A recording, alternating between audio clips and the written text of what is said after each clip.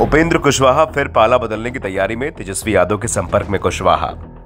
नीतीश को बड़ा झटका देने की तैयारी, बीजेपी कुशवाहा से कर रही है किनारा। उपेंद्र कुशवाहा एक बार फिर पलटी मारने की तैयारी में और इसके पीछे कुशवाहा की डिमांड मानी जा रही है। कुशवाहा बीजेपी पर 3 सीटों को लेकर प्रेशर बना रहे हैं, जबकि बीजेपी कुशवाहा को एक बार फिर 2 से ज्यादा सीट देने को तैयार नहीं हो रही है। दरअसल बीजेपी नेताओं की माने तो अब उन्हें कुशवाहा की जरूरत नहीं बची है और इसके पीछे बीजेपी के प्रदेश अध्यक्ष और बिहार के डिप्टी सीएम सम्राट चौधरी को माना जा रहा है। दरअसल बीजेपी इस समय सम्राट चौधरी का कद तेजी से बढ़ा रही है। पहले उन्हें प्रदेश अध्यक्ष बनाया गया और जब नीतीश कुमार ने पलटी मारी तो सम्राट को डिप्टी सीएम बना दिया गया।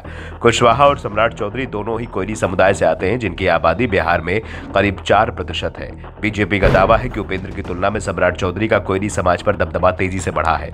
ऐसे में अगर उपेंद्र साथ भी नहीं आते हैं तो उन्हें कोई फर्क नहीं पड़ेगा। उल्टा एनडीए में सीटों के बंटवारे की जो गुत्थी उलझती दिख रही है वो आसानी से सुलझ जाएगी और इसी के चलते बीजेपी भी उपेंद्र को मनाने की कोशिश नहीं कर रही है। दूसरी तरफ तेजस्वी यादव ने संकेत दिए हैं कि अगर उपेंद्र महागठबंधन में शामिल होते हैं तो उनके लिए 3 सीट छोड़ी जा सकती है। वैसे भी नीतीश कुमार के इंडिया गठबंधन छोड़ने के बाद से ही दावा किया जा रहा है कि लालू और तेजस्वी यादव अब एनडीए छोड़ने वाले दलों पर हैं और निशाने पर उपेंद्र और चिराग पासवान है। वैसे तो चिराग पासवान भी नाराज चल रहे हैं, लेकिन बीजेपी चिराग को पाला नहीं बदलने देगी, क्योंकि बीजेपी को एहसास है कि चिराग का दबदबा 5% पासवान जाति पर है और बीजेपी के पास समुदाय का कोई ऐसा नेता नहीं है जिसका दबदबा है। लेकिन कुशवाहा को लेकर बीजेपी नरम रुख दिखाने को तैयार नहीं दिख रही है। वैसे देखा जाए तो कुशवाहा का पाला बदलने का इतिहास रहा है, जबकि चिराग पासवान जल्दबाजी में कोई कदम नहीं उठाते हैं। उन्हें नीतीश के दबाव में एनडीए से निकाला गया था, तो भी वो किसी दूसरे गठबंधन के साथ नहीं गए थे, बीजेपी के साथ ही बने रहे थे। तो कुशवाहा का पाला बदलने का इतिहास रहा है। साल 2000 में उपेंद्र कुशवाहा नीतीश के साथ समता पार्टी में थे।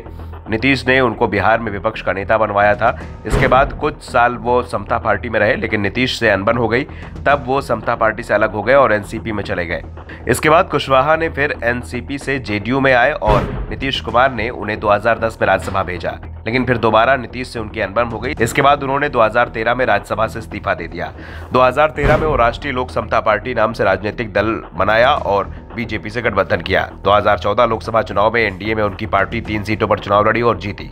वहीं कुशवाहा खुद काराकाट से जीते थे और केंद्र सरकार में केंद्रीय राज्य मंत्री भी बने थे। लेकिन इस बीच 2017 में नीतीश भी महागठबंधन से एनडीए में आ गए, इसलिए 2018 में उपेंद्र कुशवाहा ने मंत्री पद से इस्तीफा दे दिया और वो महागठबंधन में आ गए। कहा जाता है कि नीतीश कुमार से उनको दिक्कत थी और लोकसभा के लिए उन्हें सिर्फ 1 सीट दी जा रही थी। वहीं 2019 का लोकसभा चुनाव वो महागठबंधन में रहकर लड़े थे। उपेंद्र कुशवाहा ने अभी खुलकर तो कोई संकेत नहीं दिए हैं, लेकिन उन्होंने साफ कर दिया है कि वो फैसला लेने के लिए स्वतंत्र है। नीतीश के एनडीए में आने से उपेंद्र कुशवाहा सहज नहीं है। नीतीश के एनडीए में आने के बाद 2017 में जो स्थिति थी वो स्थिति अब और फिर आ गई है। 2017 में नीतीश जब एनडीए में वापस आए थे तो 2019 लोकसभा चुनाव के लिए कुशवाहा को बहुत कम सीटें मिल रही थी, इसलिए कुशवाहा ने एनडीए छोड़ दिया था।